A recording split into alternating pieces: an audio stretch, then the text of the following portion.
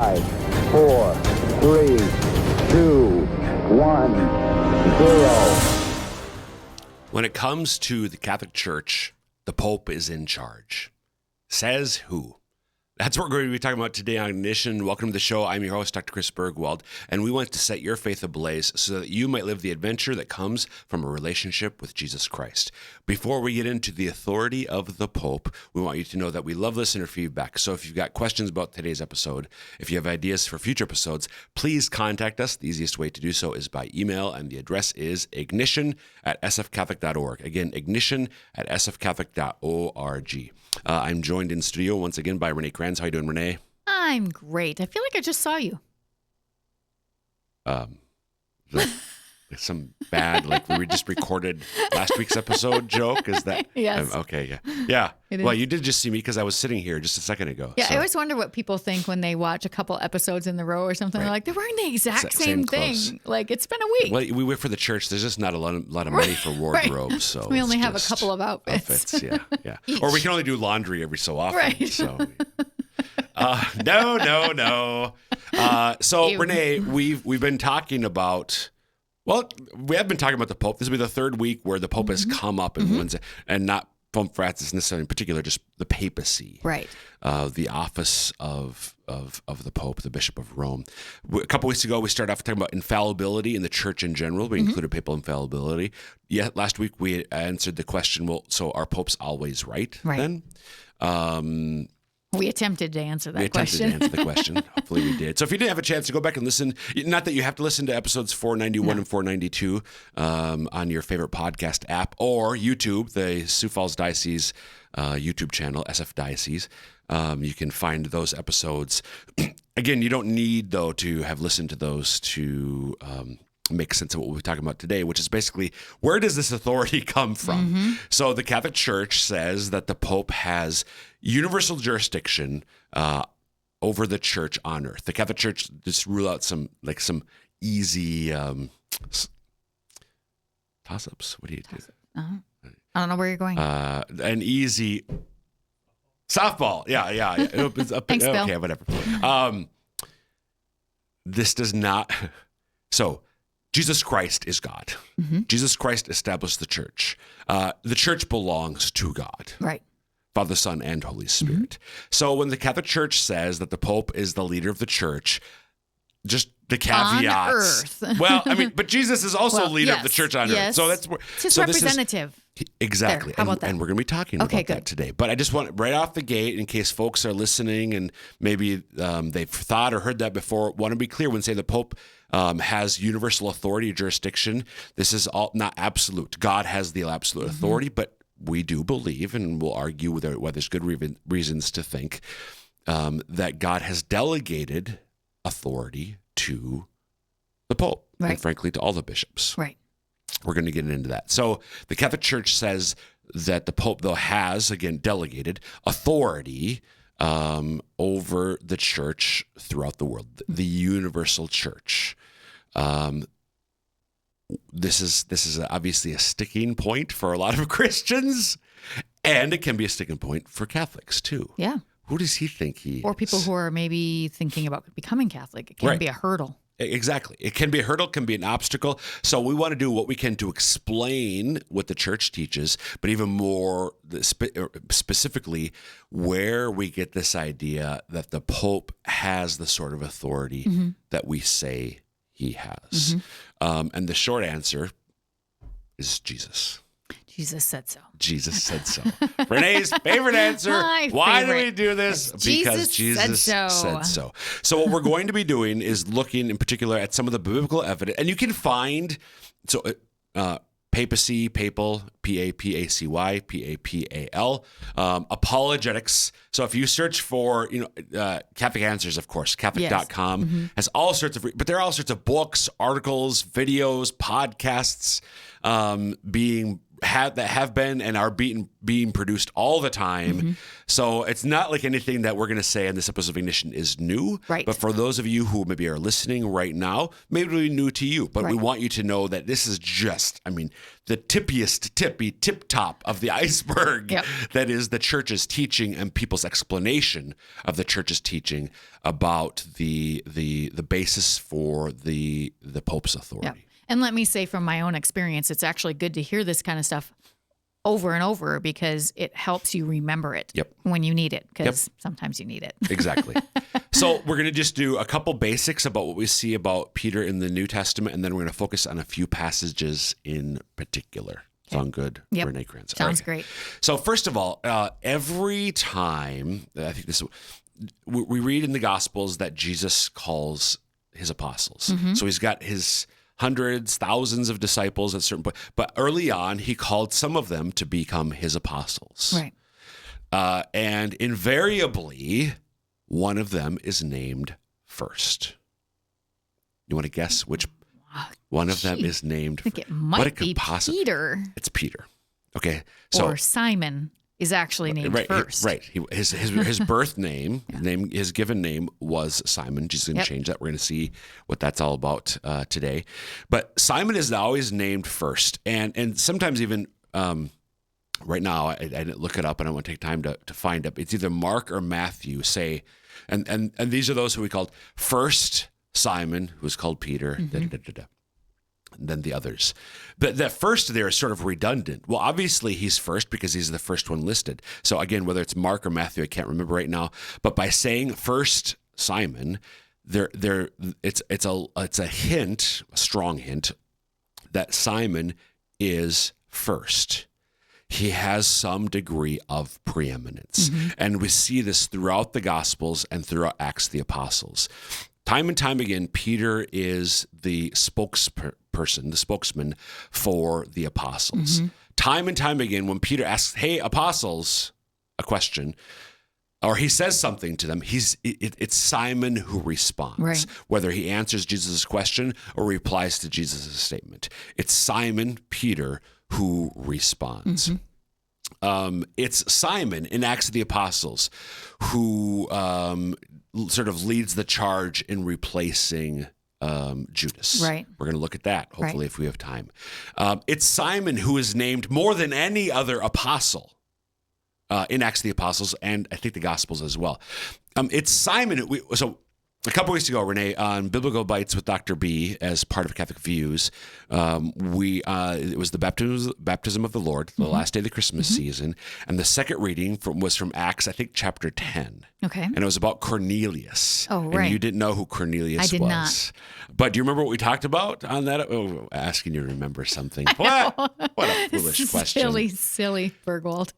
So Cornelius, the whole thing that happens with Cornelius in Acts of the Apostles is he's the first Gentile who is explicitly admitted into the church. He's baptized and those with him and so on. It's Peter who brings Gentiles into the church. Even though Paul is the one who rightly becomes known as the apostle of the Gentiles, Peter was the one who the Lord moved, inspired, directed to actually make this happen. Right. And then Paul sort of runs with it. Right. So Peter has authority. Right. All of the apostles have authority, but Peter is definitely the leader of the church in the early church. Now, so while Jesus is on earth and after the ascension, I want to be clear here. Again, this doesn't mean that Peter is perfect, that Peter is without sin. It doesn't mean that Peter is impeccable. In Galatians chapter 2, Paul recounts an instance in which Peter was he was trying to curry favor with one group of Christians, one group of Jewish Christians, the Judaizers. So he's acting in such a way that called into question some things that had already been decided about what Gentiles had to do coming to the church and so on. Right. And Paul tells us, I rebuked Cephas to his face. Cephas is the Aramaic version of Peter. We'll talk about that later too. So Paul rebuked Peter Right. So we talked last time how popes aren't always right, and sometimes people can be called to challenge the pope with respect, with love, with obedience. So, but Paul rebukes Peter. Peter's actions were wrong, and he was rightly rebuked by his brother apostle, even though he is the prince of the apostles. Okay, so that's a general thing. Now, we see that more explicitly in a few passages in particular. And I was going to go in one order, but I'm going to go in a different order now. So in John, at the end of John's Gospel, John chapter 21, it's after the resurrection. There's this famous passage where they're having breakfast. Jesus serves brunch. Fish over a fire. Bread, I think, too, on the shores of the Sea of Tiberias, and we see this back and forth. This is John chapter 21, verse 15 and following. When they had finished breakfast, Jesus said to Simon Peter, "Simon, son of John, do you love me more than these?" He said to him, "Yes, Lord, you know that I love you." He, Jesus, said to him, "Feed my lambs." A second time, he, Jesus, said to him, "Simon, son of John, do you love me?" He said to him, "Yes, Lord, you know that I love you." He said to him, "Tend my sheep." He said to him the third time, "Simon, son of John, do you love me?" Peter was grieved because he said to him the third time, "Do you love me?" And he said to him, "Lord, you know everything. You know that I love you."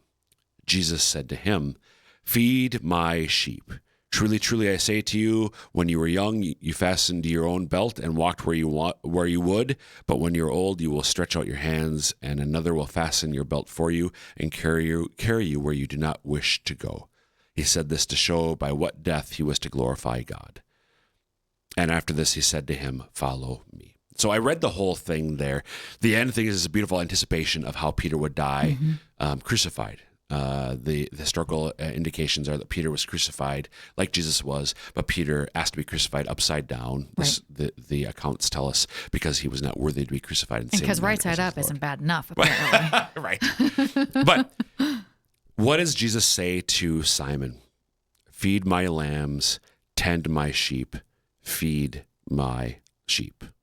So he's telling him, Peter, I've got a flock. So he's not talking about Jesus's literal lambs. Right. He's talking about his followers, and he tells Simon Peter explicitly to feed and tend the lambs, not the other sheep. apostles. He doesn't say He they doesn't do say, have that "Hey, authority. guys." He doesn't say, but to Simon in particular, way he says that. Okay. That tells us something. Again, what I said already is given very clear indication right here that Simon has a unique, all the apostles have some authority and leadership, but Simon has a preeminence among them. And to me, it's even more obvious because it's actually in the gospel. He actually, you said that was John? Yep. He made a point of writing that in there to indicate that. Exactly. He did. Yeah. To make it clear. Yeah. Okay. So, because Simon's the beloved disciple.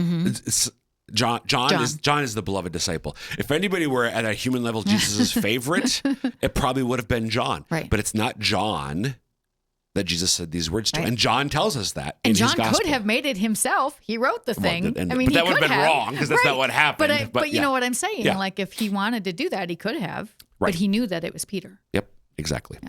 So the second one, the previous gospel, Luke chapter 22, verses 31 and 32. So this is at the Last Supper. Okay. And I'm going to use a certain kind of American accent to make a grammatical point explicit. This is going to be fun. It's not, don't get too excited here, people in the studio. Simon, Simon, but I'm not going to use an accent. Simon, Simon, behold, Satan demanded to have y'all, that he might sift y'all like wheat. But I have prayed for you that your faith may not fail. And when you have turned again, strengthen your brethren. Yeah, I see what you're doing. I see what you're doing here. So Jesus says to Peter, to Simon, Satan has demanded to have y'all. So who's y'all here in this context? Either the apostles or all followers. Right, or but everyone. so it's at the Last Supper. Yeah. So It's all of the to apostles. have the Satan has demanded to have all of you, All y'all. that he might sift all y'all like wheat. But I have prayed for you that your faith may not fail, and when you have turned again, strengthen your brethren. Mm-hmm.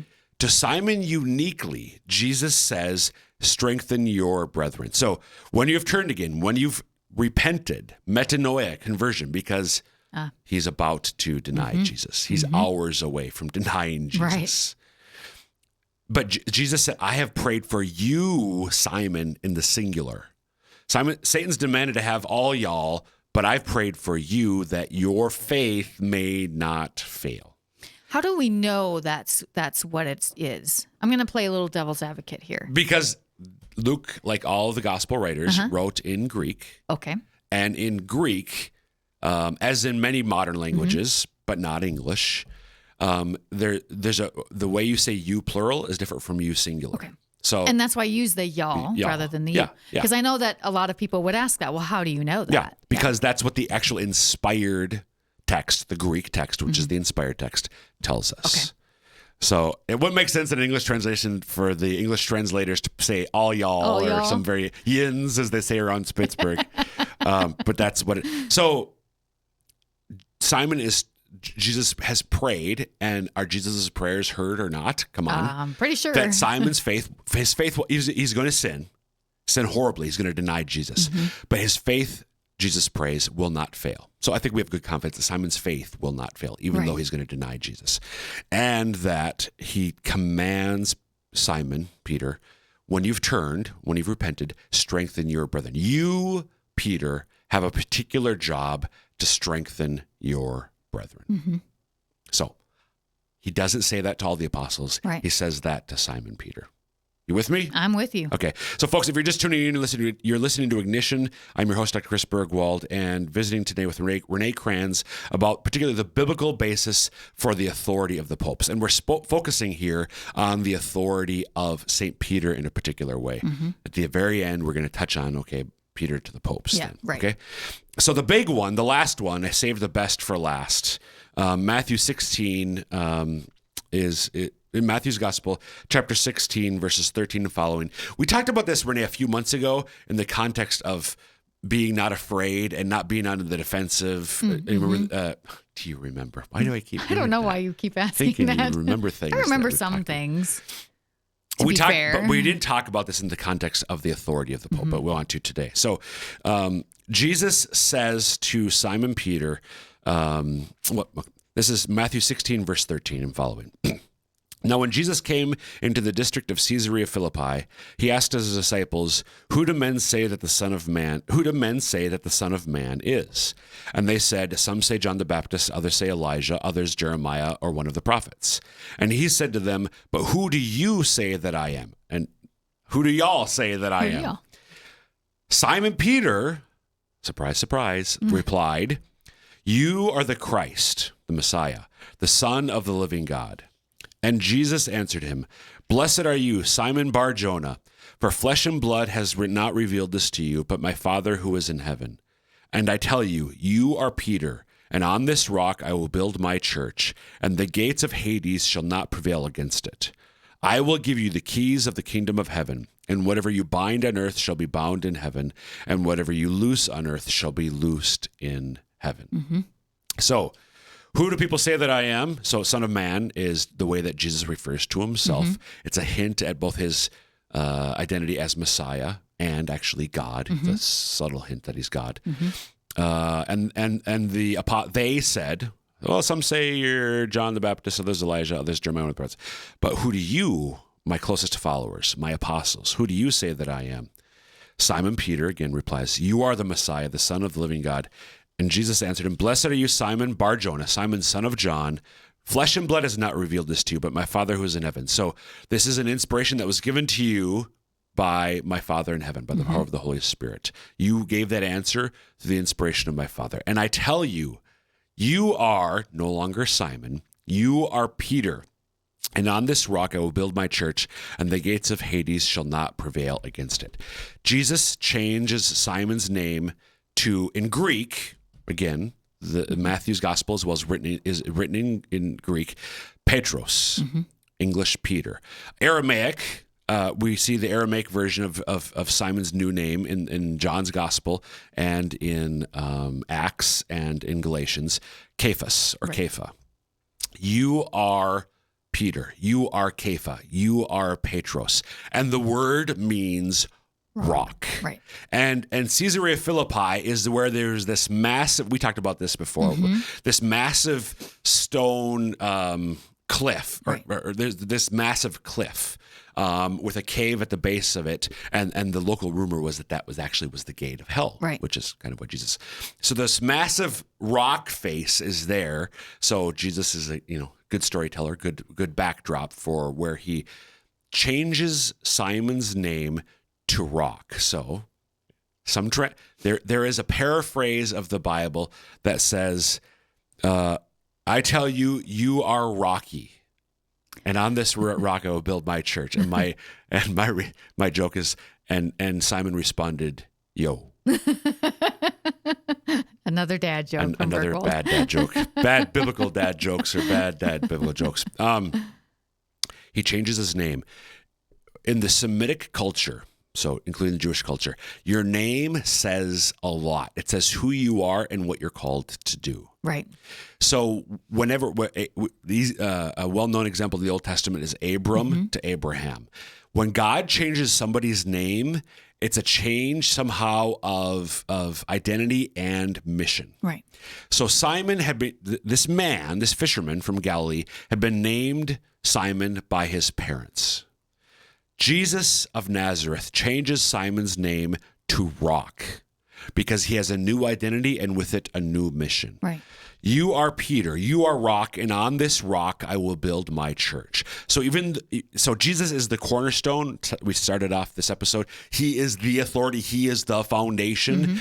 And yet there is a way in which he builds his church on the rock that is rocky. Right. Kepha, Petros, Peter. Okay. And the gates of hell shall not prevail against it. And I will give you the keys of the kingdom of heaven, and whatever you bind on earth shall be bound in heaven. Whatever you loose on earth shall be loosed in heaven. So just real briefly, because I do want to turn to... Are you going to talk about the keys? Because that's my favorite one. That's what I'm going to talk about. Awesome. So real briefly, the keys. So back in Isaiah 22, this is the Davidic kingdom era. So King David, and now he's long since dead. This is... couple centuries at least after King David's time. He's long since dead. There's one of his descendants. There's a Davidic king ruling, but we read in Isaiah 22, verse 22 and following, just because of time, I'm going to paraphrase it. There's reference to this figure who has the keys to the kingdom. And he is, in effect, the prime minister of the Davidic kingdom. So there is the king, David's descendant. But the Davidic king has entrusted the administration of his kingdom to this prime minister type figure. And the symbol of the prime minister's authority is the fact that he literally carries keys. Right. Bigger keys than we have now. Yeah. Like apparently keys that you would put over your shoulder. And apparently, this is, early in the 20th century, you saw people carrying their keys over. People who had authority would carry their keys over their shoulder. Even in early 20th century Palestine. Just saw some reference to that recently. So way back in the day, thousands of years ago, they had a massive key which symbolized their authority to administer the kingdom, to oversee the kingdom on behalf of the king. The prime minister is not the king, but he's been delegated by the king, the authority to oversee the kingdom. Right. Jesus is the new David. He is the Davidic king par excellence. He is our Lord Jesus Christ, King of the universe. Right. And he, in Matthew 16, delegates administrative authority to Peter in particular. To the other apostles later, Right. He gives them also the authority to bind and loose. We read that later in Matthew's gospel, but here that's given to Peter in particular. So Peter is playing the role of the Old Testament Davidic kingdom prime minister. Anything that you want to add to that? That's to me one of the most obvious ones. Yeah, Like it's like right there. Right. So It really delineates the Pope from Jesus. yes. Now it does. Right the there. Pope from Yeah. Jesus, and the fact that there is biblically there was a figure where the king delegated his authority to this figure. And now this is going to be the bridge, and we're going to wrap up with this in the few minutes we have left. This was a role, prime minister, that could be passed on from one man to the next. And that's also what we read about in Isaiah 22, where the role of prime minister is going to be taken from one man and given to another. So it's an office that can be held Right. by more than one man at a time, but it's an office that's, if you will, passed down. Right. It's from not a one- person, it's an office. Exactly. Yes. Yeah. So there was Shebna, from whom the office is taken, and Eliakim is going to receive that office. So the office of prime minister is taken from Shebna and given to Eliakim. Okay. Similarly, in Acts chapter 1, we read Simon leads the charge. Judas has to be replaced. Judas has the office of apostle. But his role has to be replaced, and they they pray about it, cast lots, and Matthias becomes the new. So the point there is not the role of apostle is also one that is an office that can, if you will, be passed on to another individual. So that's where we get bishops from. Right.